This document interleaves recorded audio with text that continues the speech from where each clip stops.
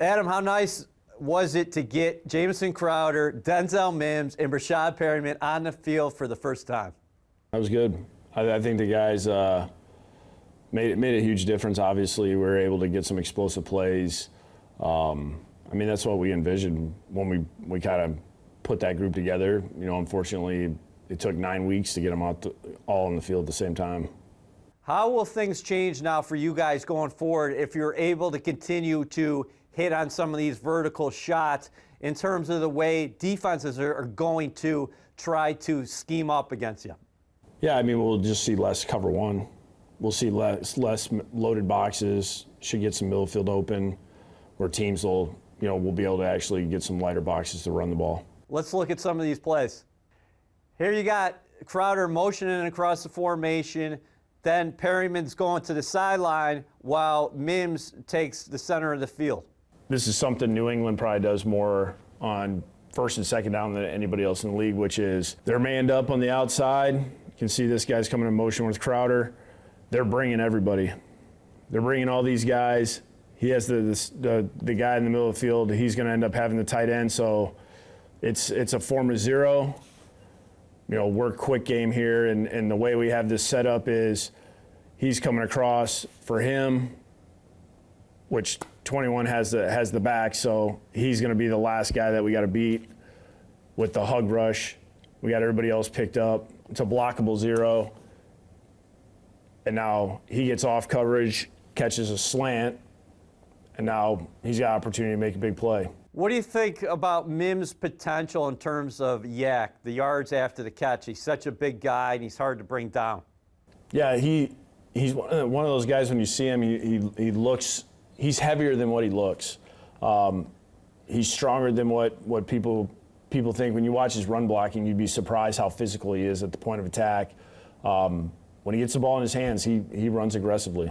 We're going to see this often on these plays. What did you think about LaMichael Perriman's blocking? You guys faced a lot of blitz packages, and he seemed like he held up very well. Yeah, he did a good job. I think the more he's playing, the more he understands of, how fast he has to be, where he needs to meet the linebacker or the safety, how he needs to use his hands, how he needs to use his body, how he needs to use his, the positioning of everybody else. I do think he's understanding all that. Each week is getting better. How about this 50-yard scoring connection between Flacco and Brashad Perriman? Great route and also a beautiful toss from the veteran quarterback. This is double move. I mean, really, we ran the same play we ran against Miami. This time we hooked up on it. What's the difference for the receiver when he's lining up inside? A guy like Perriman, who oftentimes you'll see him outside the numbers. Yeah, really what you're trying to do is you're trying to see if, because it puts the corner in a little bit of bind here. A lot of times you'll see corners will be playing off. You get easy completions. New England is gonna try to make it hard on you. They're gonna pressure at the line of scrimmage. But the good thing is when they do that, you have a lot of room out here, and this guy, it makes it really difficult for him. But route-wise, they're trying to take away a lot of the things that you can do inside. But the problem is when you get a route like this and you widen them and then slip inside and then stutter go them, it's hard to defend. And you got a safety cheating up there. I think he was trying to maybe get an interception if Joe's throwing shallow, but he's thinking deep once he sees that safety walk up a little bit. This is the first time that these guys have seen these two guys get a play together. So, especially with Perriman, these guys, if you haven't played him, you don't realize how fast he is, how fast he can get by you. What can this game do for Perriman as you look ahead to those final 7 games? Because he had 5 catches, 101 yards, and got in the end zone twice. Slow start to the season for him for a number of reasons. Yeah, I mean, he hasn't played much. I mean, it's just like anybody else. It's confidence in the offense, confidence in knowing what they're doing. You're being able to practice. You're having success in the games. It should just keep getting better and better. So this one's a much easier pitch and catch between the quarterback and Perriman. What's going on with the motion with Crowder first? What are you guys trying to do here? When it's man, it doesn't affect it as much as some of these zone coverages do, though. When you're in zone coverage and these guys are running these fake jet sweeps, I mean, the linebackers' eyes are kind of going all over the place. They're seeing this. They're trying to see if this guy is getting the ball. Then all of a sudden you get this action or this action. Now they're starting to step up here, and then they look up. It's a play action. The ball is going over their head. It doesn't work unless you hand it off every once in a while and you give it to these guys running the jet sweep stuff. When that happens, and all of a sudden they got to honor that, and then you take the next step. It's just layering these things one on top of each other. And now all of a sudden he pushes vertical and then comes across the field. This guy's a little late to the party.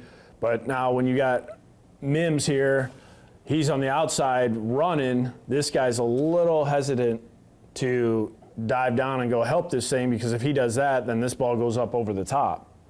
So he's kind of hanging here, making sure that this guy has help, and now there's nobody here with Perriman.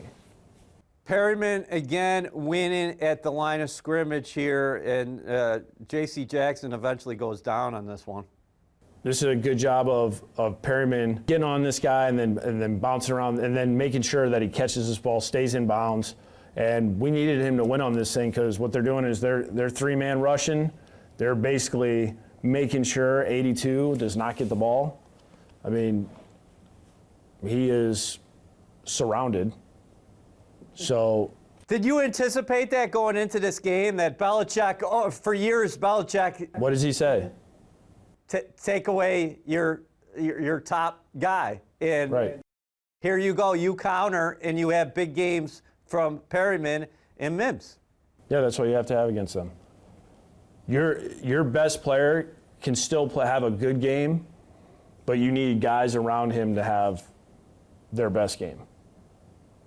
Because 82 was going to be the hardest guy to get the ball to, because they were going to make sure that he was being taken away.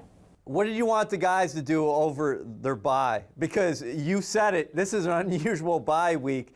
Typically, these guys would get away, but you got to be here at the facility tested every day. Yeah, I mean, they have to get tested every day. I mean, they don't have to be at the facility necessarily, like hanging out here or anything. But, my biggest thing was step away. We got some time here. We got to get our minds right, so when we step back in the building on Monday, we're ready to go. Should the entire offensive unit have a jolt heading into the bye weekend, because they played their most complete game, and now as you look ahead to the 7 games remaining, you got to say, hey, listen, we can do a lot of things out here. Yeah, there's a lot of things we can build on from this last game. I know it hurts everybody that we didn't come out with the win, but our guys do a good job of coming back and ready to work. And that last game, I mean, when you watch how hard these guys are playing, it's they deserve to win a game. They deserve to have good things happen, but we have to do it. Like, nobody's going to do it for us. Nobody's going to give us a win. So we have to go out there. We got to do a great job. We got to execute. We got to play hard. We got to play harder.